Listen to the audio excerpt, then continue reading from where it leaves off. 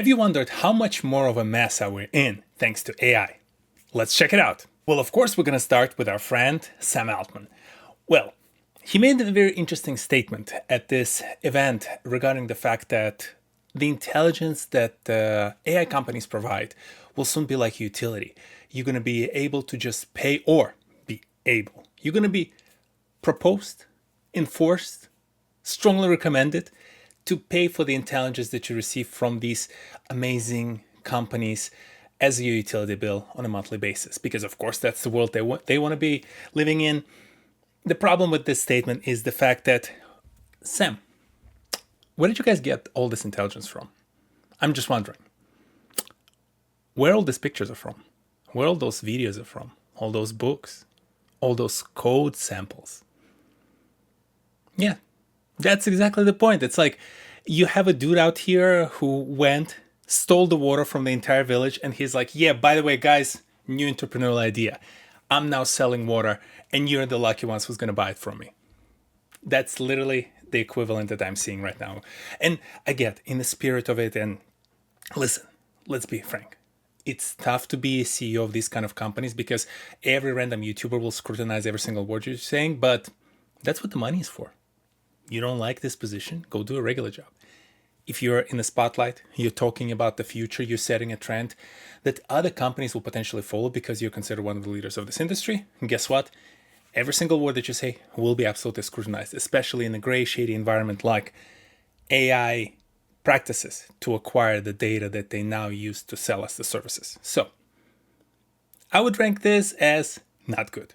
We're not doing good from the start. Well, let's move up the shore, the coast of the US on the West Coast to Seattle. And Amazon ain't doing better either.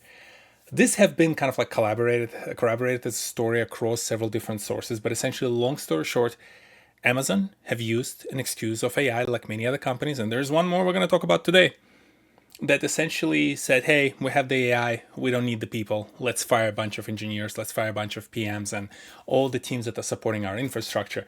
And all of a sudden, in a given week, we have like severity 1, so the highest severity level issues on our website 3 times through the entire week, where in the past year we only had it once. Coincidence?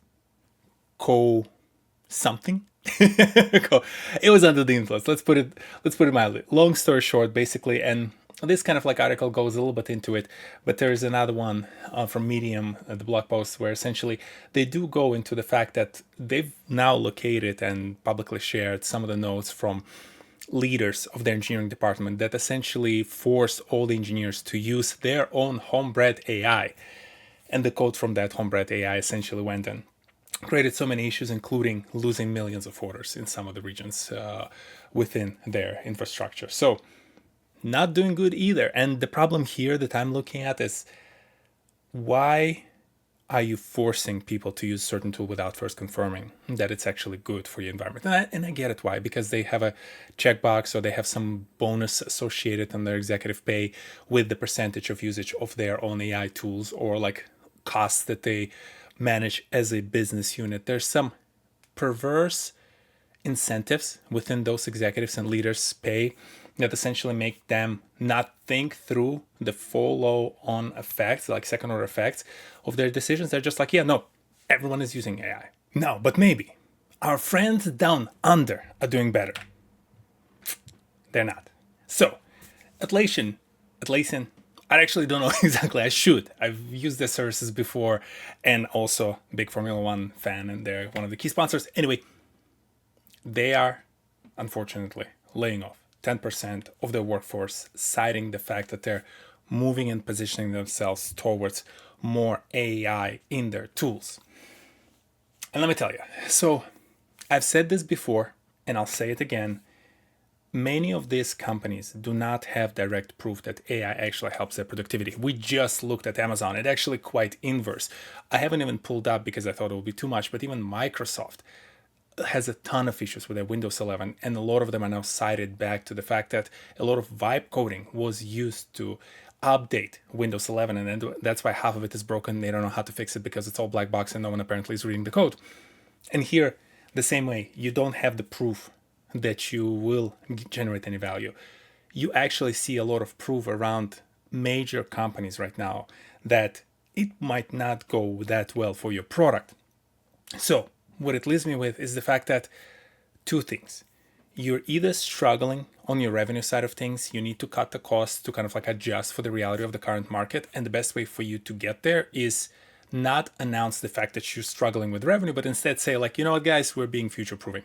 We're future proofing ourselves. It's all about AI. That's why we're laying people off. That's 9 times out of 10, I think, what's happening. Another example here can be, and the next company will also be kind of like in a similar boat, I think, they actually need to free up the expenses to go and invest in a potential AI tooling.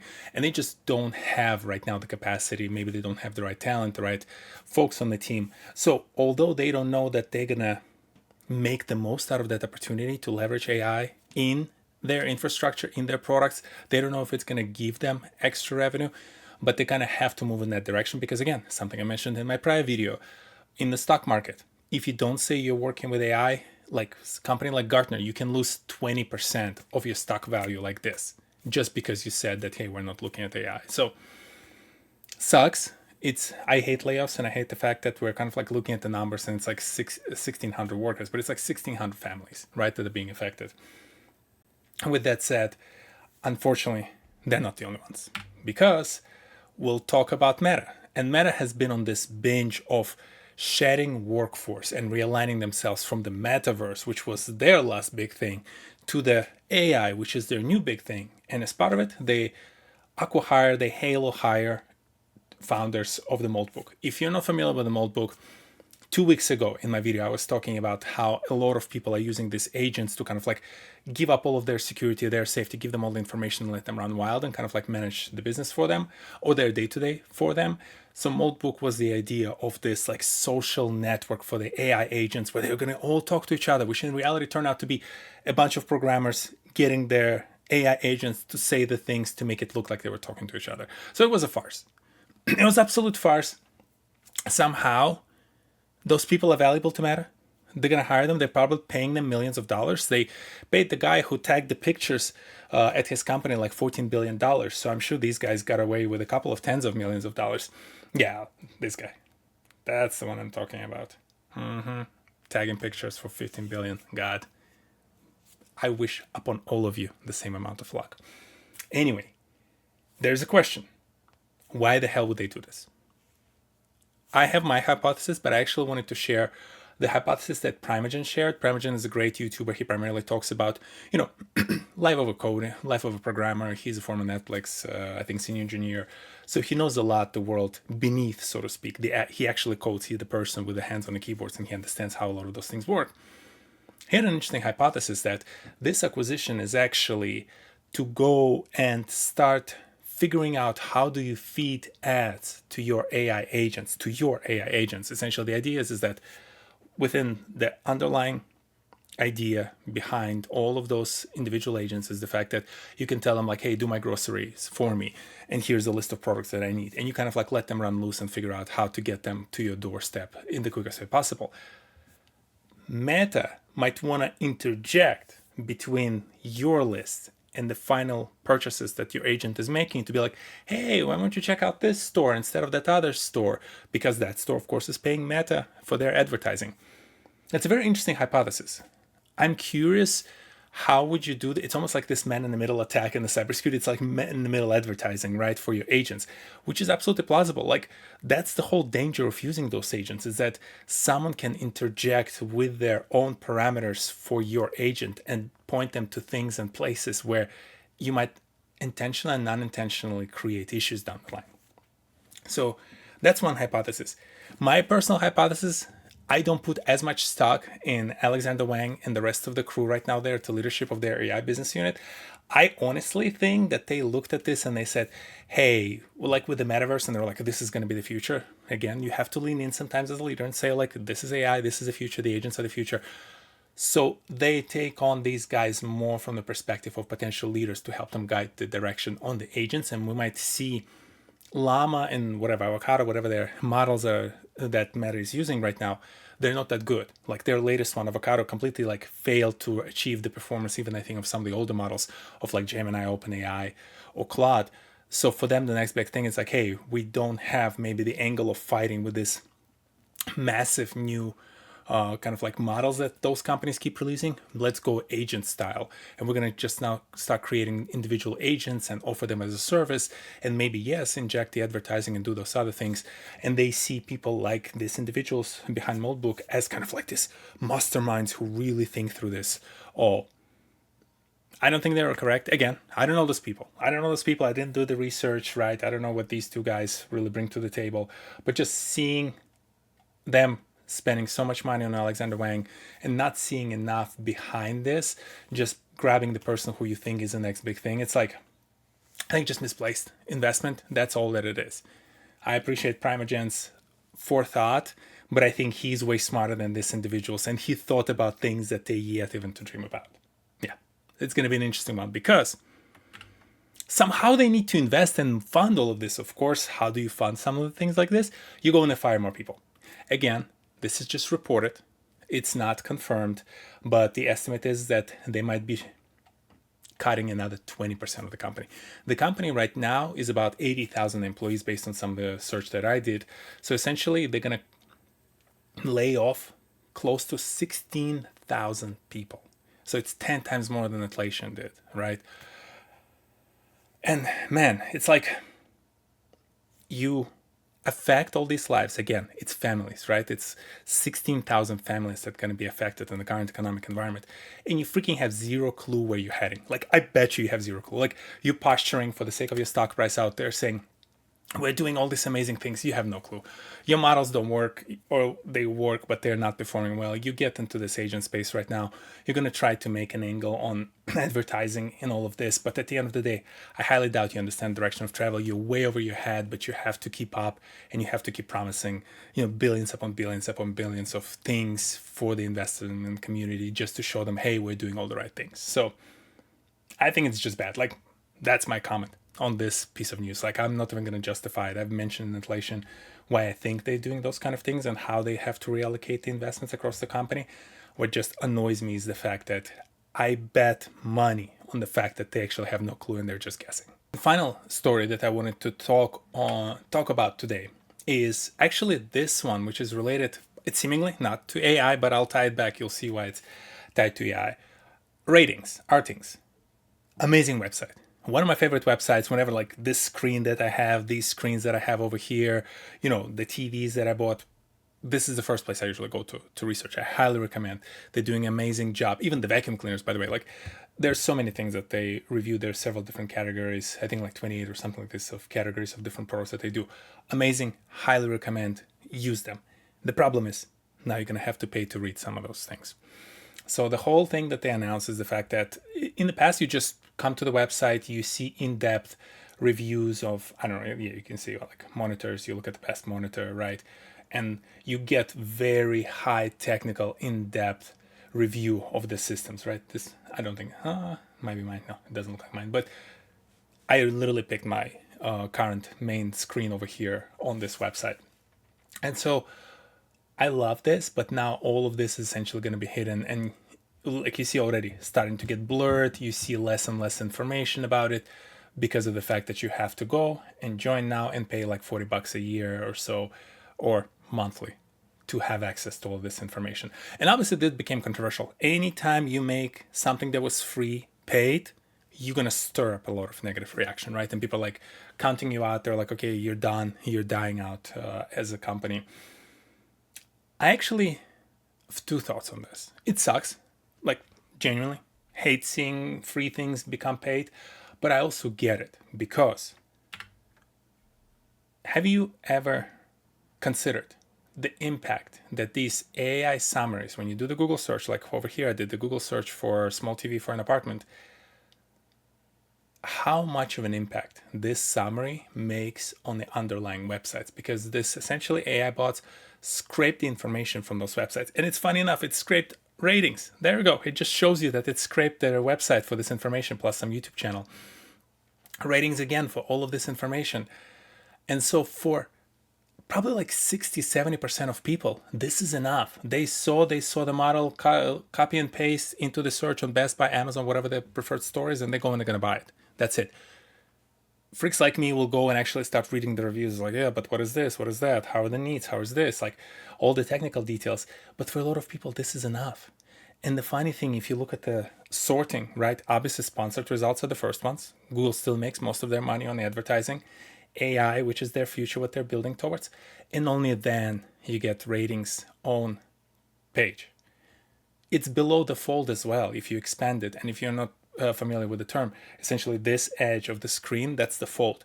And the idea is any search results shown above the fold have highest percentage chances of clicking. And I think it like craters by like 80% chance that the person will actually scroll down and click. Yes, people are lazy that way. And the reason why I know it and the way I want to tie it back to actually businesses that I worked at, and I think it's been long enough, it's been like 7-8 years since, yeah, close to 10, I think, years since I've been on that project. I was at Gartner and I was part of the team that led the acquisition of the websites like Capterra, GetUp, Software Advice.